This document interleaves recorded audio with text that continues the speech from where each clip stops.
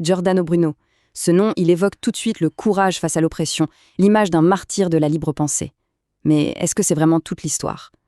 Ensemble, on va plonger dans l'identité hyper complexe de ce personnage.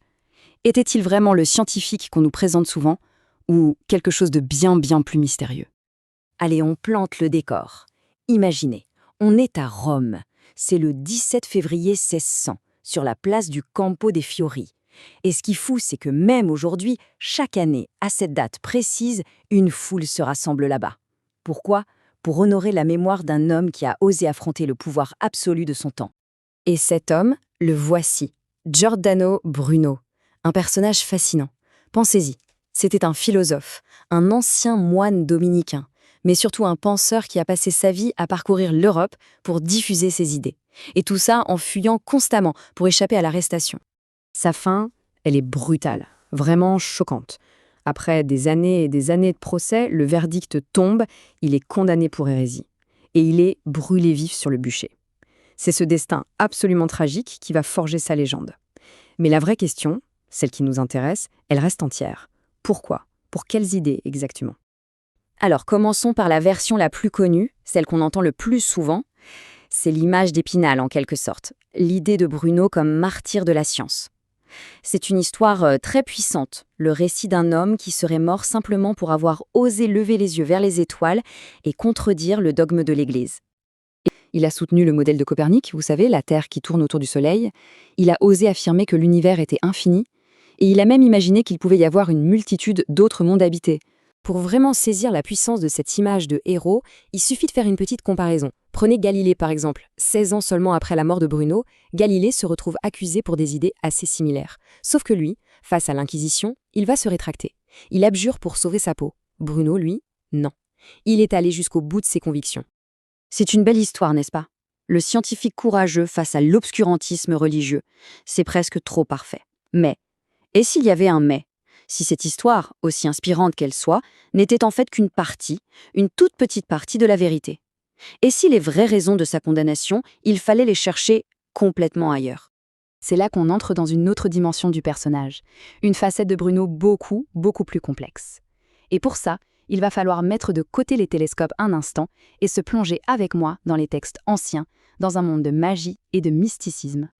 Le véritable tournant dans la façon dont on comprend Bruno, il arrive bien plus tard, en 1964. C'est un livre, une œuvre majeure de l'historienne Frances Yates. Et ce qu'elle va révéler est absolument fondamental. Elle montre que, pour comprendre la pensée de Bruno, la clé n'est pas tant dans la science que dans une très ancienne tradition philosophique. Cette fameuse tradition, c'est l'hermétisme. Alors qu'est-ce que c'est que ce truc? Eh bien, c'est un courant de pensée qui a littéralement fasciné toute la Renaissance. Ça mélangeait du mysticisme, de la magie, de la religion. L'idée de base, c'était que tout est interconnecté. Le divin n'est pas une sorte de grand barbu lointain dans le ciel, non, il est partout, dans l'univers, dans la nature et même à l'intérieur de nous. D'ailleurs, écoutez ce que Bruno écrit lui-même, c'est très parlant. Il dit que la divinité, il ne faut pas la chercher à l'extérieur, parce qu'elle est en nous, plus intimement en nous que nous ne sommes en nous-mêmes. C'est une idée très forte. Ça veut dire que toute la quête spirituelle n'est pas tournée vers l'extérieur, mais vers l'intérieur. C'est une vision du monde profondément mystique. Et là, on touche au cœur du sujet. Pour Bruno, son univers infini, ses multiples mondes, ce n'était pas juste des théories astronomiques. Non, c'était la conséquence logique d'une divinité infinie. Pour lui, le cosmos était un immense organisme vivant. Et le rôle du mage, du philosophe initié, c'était justement de comprendre et même d'utiliser les liens secrets, les forces invisibles qui connectent toutes les parties de cet univers. D'accord, mais concrètement, comment ce fameux mage pouvait-il interagir avec le cosmos?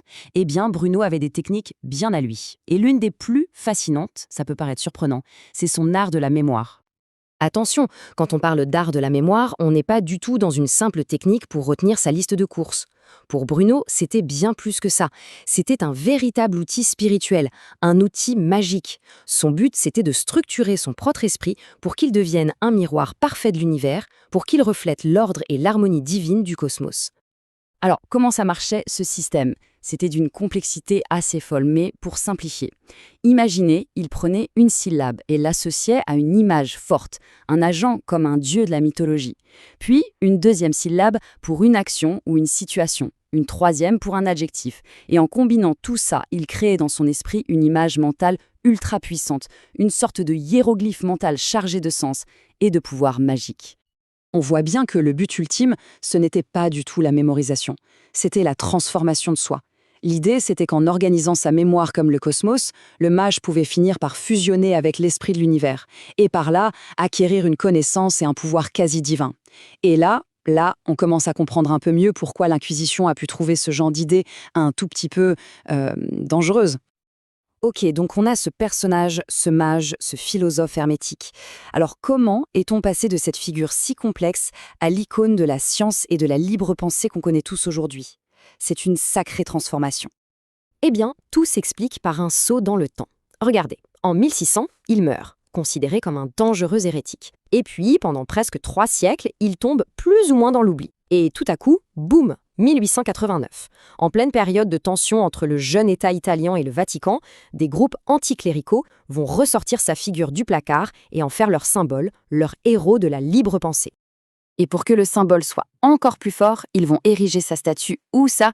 Sur le Campo dei Fiori, à l'endroit même, au mètre près, où il a été brûlé vif. C'est un geste politique incroyable. C'est une réappropriation totale de l'histoire. L'hérétique d'hier est officiellement devenu le héros de demain. Finalement, la grande tragédie de Bruno, c'est peut-être ça. Son monde à lui, un monde où la science et la magie étaient encore les deux faces d'une même pièce, a été complètement pulvérisé par une nouvelle époque qui exigeait de tout séparer. Alors la question, elle reste ouverte, et elle nous concerne tous. Quand on se souvient de figures comme Bruno, est-ce qu'on honore la personne réelle dans toute sa complexité, ou est-ce qu'on célèbre simplement le symbole, beaucoup plus simple, dont on a besoin à un moment donné de l'histoire?